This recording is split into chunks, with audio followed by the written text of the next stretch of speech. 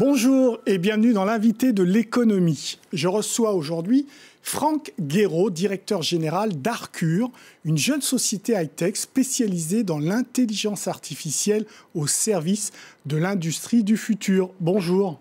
Bonjour. Alors vous fabriquez des caméras qui permettent d'aider le conducteur à voir des obstacles et évidemment des obstacles humains dans les entreprises. Oui, ce sont des caméras intelligentes qu'on monte sur les véhicules qui interviennent dans les entreprises, type chariot élévateur. Et ces caméras permettent d'éviter les accidents entre ces véhicules et les piétons qui marchent autour. Ça n'existait pas avant. Parce que vous êtes créé quoi en 2011, c'est ça 2009 Création d'entreprise 2009 et premier produit en 2011. Et ça n'existait pas Non, ça n'existait pas. Et d'ailleurs, on est toujours seul à faire ce genre de choses dans le métier de l'industrie. En quoi c'est spécifique ? En fait, ce qui est spécifique, c'est la reconnaissance des piétons par une caméra. Donc, on a de l'intelligence artificielle dans nos caméras qui permet de détecter que tel objet qui est autour du véhicule est un piéton.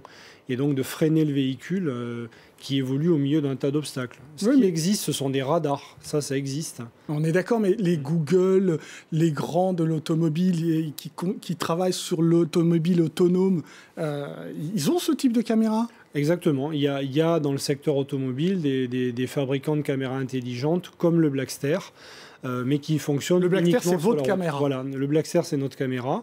Elle est spécialisée sur la détection des piétons en dehors de la route, qui est une problématique d'intelligence artificielle bien spécifique.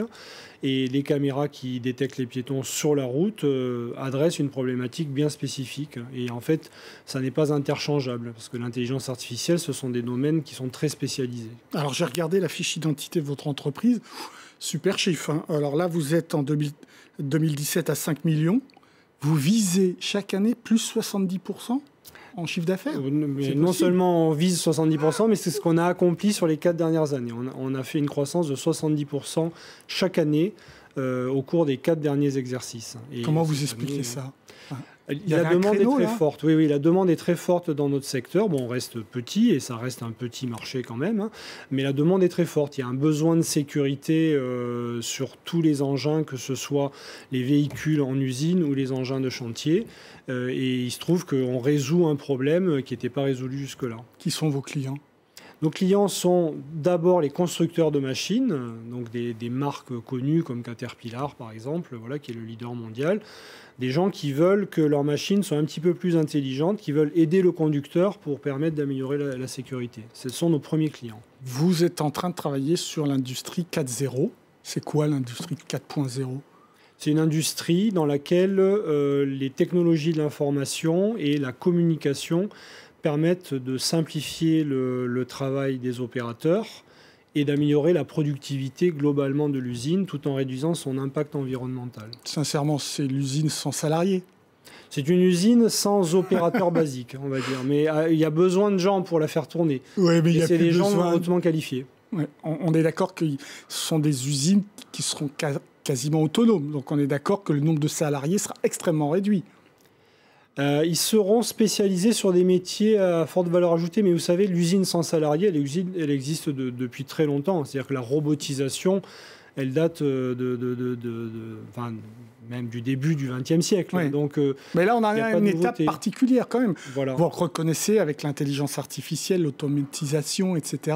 On passe une étape. On passe une étape qui permet en gros d'aller faire des tâches sophistiquées, de faire de la spécialisation aussi pour les machines. Donc c'est des machines qui vont être capables d'une certaine polyvalence également et d'avoir une très grande traçabilité également.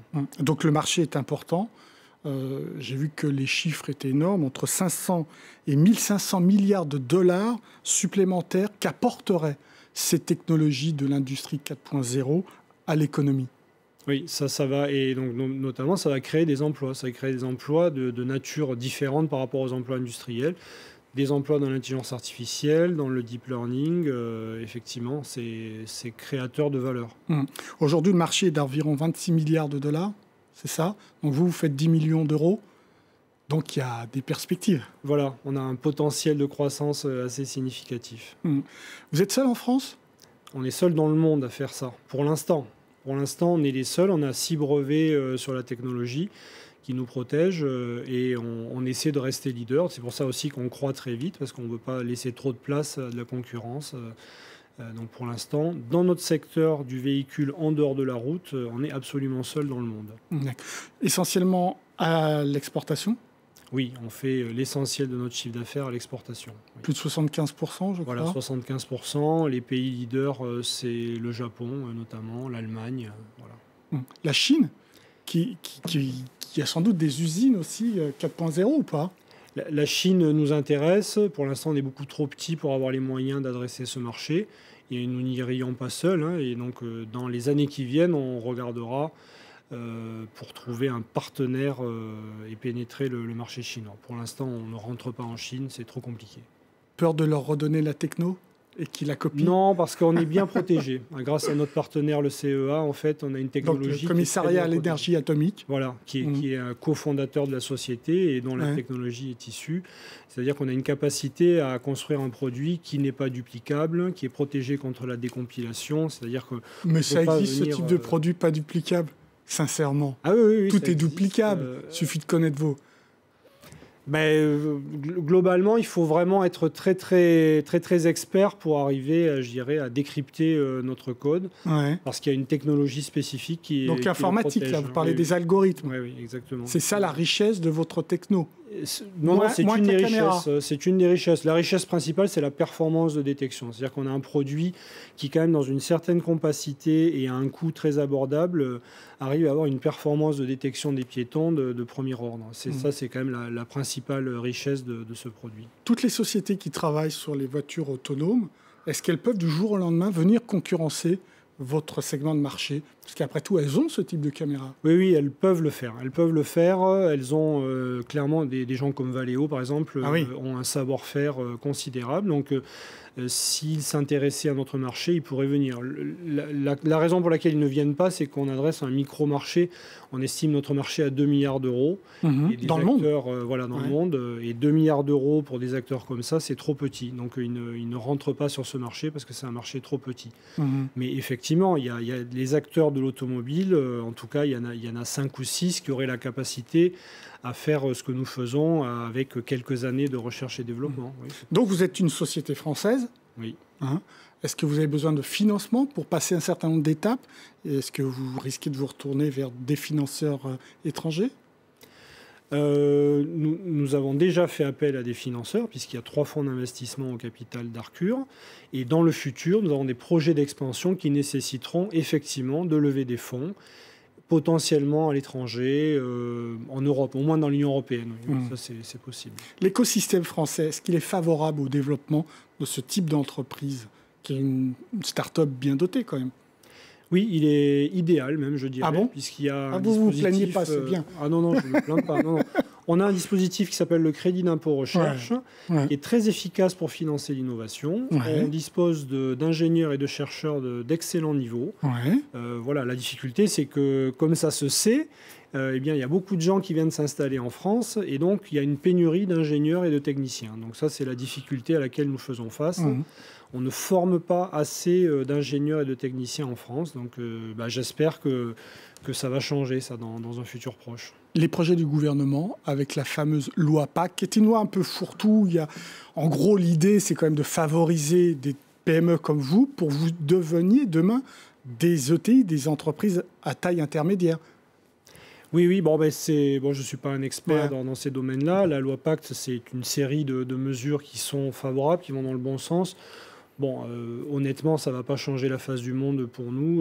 Je dirais que ce qui m'intéresse, c'est qu'il y ait un environnement macroéconomique favorable. C'est-à-dire qu'on poursuive sur un chemin de croissance, que la macroéconomie se porte bien, que les barrières douanières ne montent pas trop haut également. Pour nous ça ne dépend pas de vous ni d'un certain nombre d'acteurs. Du gouvernement français d'ailleurs.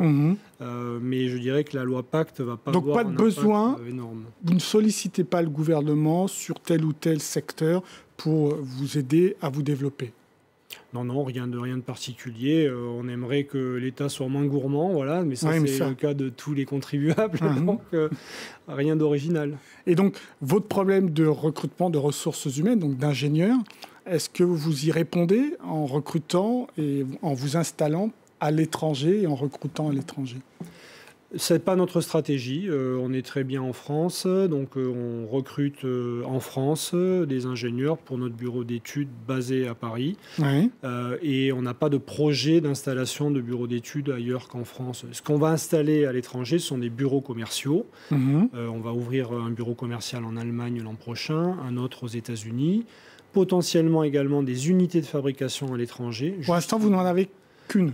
On a une usine qui est à Évreux, en France, qui sert le monde entier aujourd'hui. Donc il n'y a pas de raison que ça change, si ce n'est qu'avec l'apparition des barrières douanières, notamment aux États-Unis. Ça, c'est votre crainte, ouais. Voilà, comme le marché américain est gigantesque, s'il faut payer des taxes énormes au passage de la frontière, eh bien, on va fabriquer aux États-Unis. Dans ce cas-là, on ouvrira une unité de fabrication aux États-Unis. Donc on est très vigilant par rapport à ces questions-là. On conservera en France la fabrication des composants stratégiques, des composants forte valeur ajoutée, mais l'assemblage final et les pièces à moindre valeur ajoutée seraient fabriquées aux États-Unis dans ce cas-là. Comment on fait pour rester leader sur un secteur où on l'est, il n'y a pas encore de concurrence? C'est sur la techno, la recherche? Voilà, on a un budget de recherche et développement qui représente plusieurs dizaines de pourcentages de notre chiffre d'affaires. Donc c'est considérable. On investit massivement dans la recherche et développement.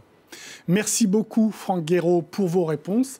L'invité de l'économie, c'est terminé. Mais évidemment, comme d'habitude, vous pouvez retrouver cette émission sur france24.com. En attendant, restez avec nous car l'information continue sur France 24. Au revoir.